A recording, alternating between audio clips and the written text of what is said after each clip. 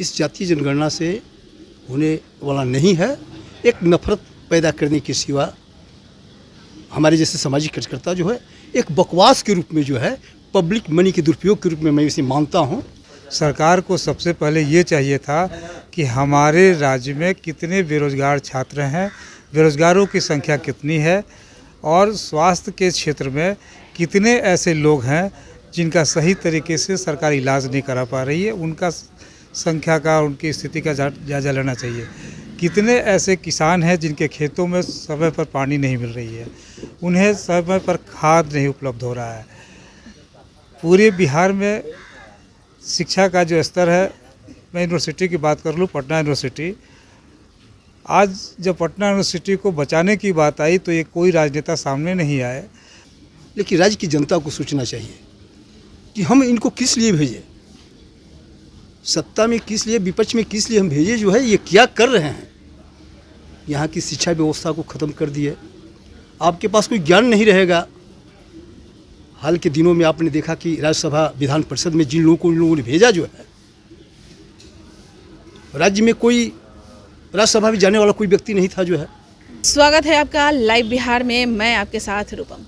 अभी जातीय जनगणना आप तो देख ही रहे हैं कि किस तरह से राजनीतिक गलियारों में जातीय जनगणना भी एक अलग ही अपना मोड़ अख्तियार कर रही है। सब लोग जातीय जनगणना के पीछे हैं, कौन सी जाति को ज़्यादा अहमियत दिया जाए, क्या हो नहीं हो। और दूसरी तरफ जो यहाँ के युवा हैं, बेरोजगार युवा, कभी गांधी मैदान में तो कभी गर्दनी बाग धरना स्थल दे रहे हैं और लाठियाँ खा रहे हैं। अब जातीय जनगणना सरकार करवा रही है, लेकिन समाज का क्या? जाति को तो वो कर रही है, लेकिन समाज का क्या? समाज के बारे में वो क्यों नहीं सोच रही है? क्या कि समाज क्या चाहती है? चलिए हम इसी मुद्दे पर बात करने के लिए अभी एक सोशल एक्टिविस्ट, दो सोशल एक्टिविस्ट हमारे साथ जुड़े हुए हैं। पहला तो पटना से गुड्डू बाबा और बक्सर से शिव प्रकाश जी जुड़े हुए हैं और हम इन दोनों से बात करते हैं कि आखिर एक सोशल एक्टिविस्ट होने के नाते इन दोनों की क्या राय है और सरकार को ये क्या मैसेज देना चाहते हैं।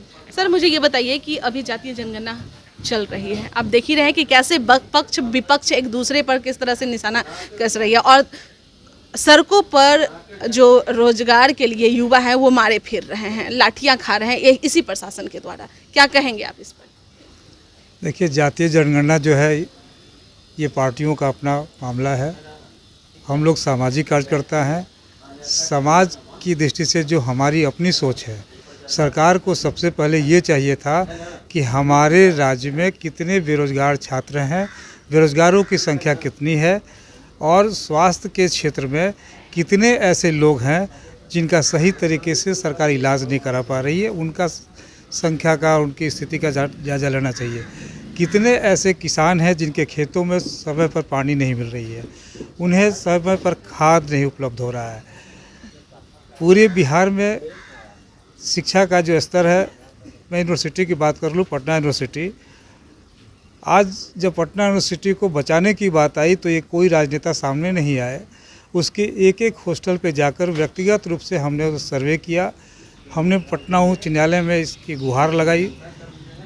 माननीय पटना उच्च न्यायालय के प्रति मैं आभार व्यक्त करता हूँ। राज्यवासियों को भी करना चाहिए कि माननीय पटना उच्च न्यायालय के वर्तमान चीफ जस्टिस ने एक ऐसा आदेश पारित किया जिसमें कहा कि अपर मुख्य सचिव शिक्षा सारे वीसी का, सभी यूनिवर्सिटी के वीसीओं के साथ बैठक करे और ये पता लगाए कि बिहार के सारे कॉलेजों के छात्रावासों की हालत कैसे हो गई। तो इस पे सरकारों को, सभी लोगों को ये पहले काम करना चाहिए था। क्योंकि हमारे पटना विश्वविद्यालय की एक गरिमा रही है, कई उसने सीएम दिए, कई ब्यूरोक्रेट दिए, टेक्नोक्रेट दिए, ऑनरेबल जज भी दिए, लेकिन पटना यूनिवर्सिटी की हालात जो आज है वो किसी से छिपा हुआ नहीं है। उसके कोई भी छात्रावास रहने के लायक नहीं थे, अपराधियों का अड्डा था। उसके लिए सामाजिक कार्यकर्ता अपना गर्दन देता है, प्राण को खतरे में डालता है। तो ये जातीय जनगणना जो है वो ठीक है, इन लोगों का अपना मामला है, लेकिन जातीय जनगणना इन लोगों का अपना मामला कैसे हुआ? क्योंकि जातीय जनगणना अगर वो करवा रहे हैं तो कहीं ना कहीं समाज इसमें पिसती है। समाज को ये विचार करना चाहिए कि उन्हें क्या चाहिए। उनके बच्चों को रोजगार चाहिए। क्वेश्चन पेपर जो लिखा हुआ बीपीएससी का, उसमें किसी जाति विशेष का बच्चा प्रभावित नहीं हुआ है, उसमें हमारे बिहार के छात्र प्रभावित हुए हैं, पूरे बिहार के अभिभावक प्रभावित हुए हैं। इसलिए अब समय आ गया है कि ये लोग क्या कर रहे हैं इनको करने दीजिए, लेकिन समाज के लोगों को विचार करना चाहिए कि हमारा बिहार, हमारा देश कैसे आगे बढ़ेगा, मूलभूत आवश्यकताओं की पूर्ति कैसे होगी, इसके लिए समाज और सरकार को सोचना क्या चाहिए। लग रहा है ये जातीय जनगणना करवाने से क्या फ़ायदा हो जाएगा? सरकार क्यों करवा रही है जातीय जनगणना? ये तो भाई जिनको राजनीतिक लाभ लेना है वो लोग समझ रहे होंगे। हम लोग का राजनीतिक कोई मंशा नहीं है, इसलिए उस लाभ घाटे के चक्कर में हम लोग नहीं पड़ेंगे। लेकिन हम लोगों के बीच अवेयरनेस प्रोग्राम करने जा रहे हैं पूरे बिहार में। अब सालों भर हमारा मुहिम चलता रहेगा कि लोगों को जगाएं कि आप कम से कम अपने बच्चों के भविष्य के लिए, अपने भविष्य के लिए अब इस राज्य में जाति, पार्टी और धर्म के लिए कोई स्थान मत छोड़िए। अभी मुझे आप बताइए कि क्या लग रहा है आपको कि जो जातीय जनगणना जो करवाई जा रही है कि सारे जातियों को फ़ायदा मिले उसके लिए करवाई जा रही है, या कुछ ऐसे जाति हैं उनके लिए यह करवाई जा रही है? इस जातीय जनगणना से किसी को लाभ होने नहीं जा रहा है। 500 करोड़ रुपये का बजट जो है कैबिनेट ने स्वीकृत किया है, यह पब्लिक मनी का मिसयूज, मेरे एक सामाजिक कार्यकर्ता के नाते जो है पब्लिक मनी का दुरुपयोग मैं मान रहा हूँ। राजनीतिक दलों का मुख्य उद्देश्य है कि मूल समस्या, बिहार की जो मूल समस्या है उससे लोगों का ध्यान अलग करें जो है। तो ये जातीय जनगणना की बात आ गई। देश में दो तरह की, राज्य में ये बात हुई जातीय जनगणना की, राष्ट्रीय स्तर पर देश के सारे मस्जिद जो है मंदिर हैं। पब्लिक की समस्या से कोई लेना देना नहीं है। इन राजनीतिक दल के लोगों को जो है मंदिर मस्जिद में यहाँ जातीय बात आ गया। एक पैसे का लाभ इस जातीय जनगणना से होने वाला नहीं है। एक नफरत पैदा करने के सिवा हमारे जैसे सामाजिक कार्यकर्ता जो है एक बकवास के रूप में जो है पब्लिक मनी के दुरुपयोग के रूप में मैं इसे मानता हूँ। अब ऐसे हजारों लोग होंगे, लेकिन राज्य की जनता को सोचना चाहिए कि हम इनको किस लिए भेजें, सत्ता में किस लिए, विपक्ष में किस लिए हम भेजे जो है, ये क्या कर रहे हैं। यहाँ की शिक्षा व्यवस्था को ख़त्म कर दिए। आपके पास कोई ज्ञान नहीं रहेगा। हाल के दिनों में आपने देखा कि राज्यसभा विधान परिषद में जिन लोगों को इन लोगों ने भेजा जो है, राज्य में कोई राज्यसभा में जाने वाला कोई व्यक्ति नहीं था जो है, एक रूलिंग पार्टी की तरफ से भेजा गया। तो दूसरे तरफ एक रजक भेजने का मतलब क्या जो है, वो उससे संबंधित वो नियम कानून बनाने वाला वो संस्था है, राज्य का, देश का सबसे बड़ा संस्था है। वहाँ वैसे जानकार लोगों को जो है देना चाहिए जो है। लेकिन ये लोकतंत्र के जो राजा हैं, राजतंत्र के राजा से भी इनका जो है निरंकुश शासन चल रहा है और जनता के ज्ञान को इन्होंने शून्य कर दिया। शिक्षा को ख़त्म करके जो है लोगों के पास समझदारी नहीं है। तो देश की स्थिति जो है, अब राज्य जो है इस स्थिति में आ गया है। यहाँ लोग भूखे मरेंगे, लोग अशिक्षित होंगे, चिकित्सा के अभाव में मरेंगे। बहुत अच्छी बात कही है। मैं एक चीज़ और आपसे जानना चाहूँगी कि जब अंग्रेज़ यहाँ आए थे, हमारा देश गुलाम था, तो कहा जा रहा था कि अंग्रेज़ ने एक नीति अपनाई थी, पता है, फूट डालो नहीं, राज करो की नीति अपनाई थी। फूट डालो राज करो की नीति जो है, मैं स्पष्ट से मैं कह रहा हूँ कि देश को आज़ाद कराने के लिए जो है हजारों इस देश के नौजवानों ने कुर्बानियाँ दी। उनकी भी आत्मा रो रही होगी इन राजनेताओं के कुकृत्य के चलते जो है। आज तो ये बुझा रहा है, हमको समझ में आ रहा है कि अंग्रेजों का शासन इससे बहुत अच्छा था, मुगलों का शासन इससे बहुत अच्छा था। लगता है कि आज भी जो ये नीति है, अभी जाति जनगणना और आरक्षण, दो नीति जो अपनाई जा रही है, कुछ इस तरह का एकदम उससे बढ़ चढ़कर, उस अंग्रेजों की नीति से बढ़कर जो है ये काम कर रहे हैं। ये और कटुता पैदा करेंगे, ये जात पात में बांटेंगे, धर्मवाद में बांटेंगे, इस देश को खंडित करके जो है मानने वाले हैं। सत्ता के लिए जितना भी नीचे गिरना होगा, ये राजनेता गिरने के लिए तैयार हैं। इनको कुर्सी चाहिए, जनता से कोई मतलब नहीं है, देश से कोई मतलब नहीं है। चलिए, मुझे मैं एक अब लास्ट सवाल पे आ रही हूँ कि अभी ये जातीय जनगणना हो रही है, आरक्षण भी दिया जा रहा है सरकारी नौकरियों में कि इस जात को मैं इतना आरक्षण दूंगा, लेकिन जहाँ पर गर्दनी बाग धरना स्थल पे, तो उसमें आरक्षण वाले हो या अनारक्षण वाले हो, जितने भी रहते हैं सारे लोग लाठी खाते हैं।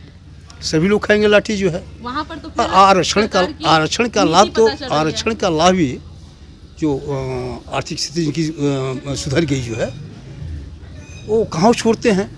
उस वर्ग के अपने जो गरीबी रेखा से नीचे लोग हैं, उनको कहाँ छोड़ते हैं। तो ये तो एक कहने के लिए है कि नहीं, आरक्षण की बात वो करते हैं, अपने लोगों का आरक्षण, अपने लोगों के हक को छीनते हैं। आज तक सारे रिपोर्ट आंकड़ा ले लिया जाए जो है, तो ये बातें सामने आएंगी कि जो लोग पिछड़ गए हैं, नौकरी में हो, जनप्रतिनिधि में हो, जो पिछड़ गए हैं उनको कभी मौका मिलने वाला नहीं है। वो सुरक्षित का जो नेता है, उसका बेटा, उसका परिवार जो है MP विधायक बनेगा, नेता बनेगा। उन दलित वर्ग का सुल टाइप का जो है बच्चा, गरीब को कहाँ मौका मिलने वाला है। तो ये आरक्षण कहने के लिए है, इसका जो है ये एक माहौल लोग बना दिया है। परीक्षा के नाम पर आप क्या हो रहा है, आप देख रहे हैं कि इतने बड़े बड़े संस्थान जो है, जिनके प्रश्न पत्र लीक हो जाते हैं,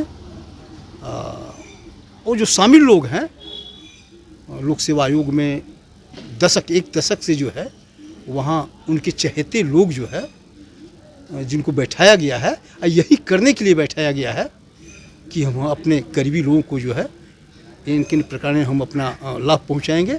अधिक से अधिक पद ये मिलेगा जो है, उन्हीं के लोग। हाँ, वैसे ही लोग हैं। आरक्षण का ढोंग किया जा रहा है, बस लेकिन ढोंग। जो सीट है बस कुछ चुनिंदे लोगों को ही मिलेगा। जी। बहुत बहुत धन्यवाद। तो आप सुन रहे हैं कि ये आरक्षण और जातीय जनगणना का बस एक ढोंग है, लेकिन सीट तो उन्हीं कुछ गिने चुने लोगों को ही मिलेगा। चलिए, आप समझ सकते हैं, समाज को आईना दिखाना जरूरी है कि ये जो जातीय जनगणना हो रही है, 2 सोशल एक्टिविस्ट हमारे साथ थे और इन्होंने बहुत अच्छे ढंग से इन्होंने बताया है कि सरकार को बेरोजगार युवा से कोई लेना देना नहीं है। वो तो जब ये जातीय जनगणना और आरक्षण के नाम पर ये समाज को एक दूसरे में बस लड़ाई लगवाना चाहते हैं, लेकिन बेरोजगार युवा का क्या, वो तो सड़कों पर इसी तरह से भटकते रहेंगे। लेकिन चाहिए कि वो लोग भी समझे कि सरकार की मंशा आखिर है क्या, और फैसला समाज को लेना होगा, क्योंकि अंग्रेज को कोई पर्सनल आदमी नहीं बल्कि समाज ने ही अंग्रेज को यहाँ से भगाया था। अब समाज को ही अपने हक में कुछ सोचना होगा। चलिए, फिलहाल के लिए बने रहें लाइव बिहार के साथ। धन्यवाद। लाइव बिहार YouTube पर सब्सक्राइब और Facebook पर लाइक ज़रूर करें।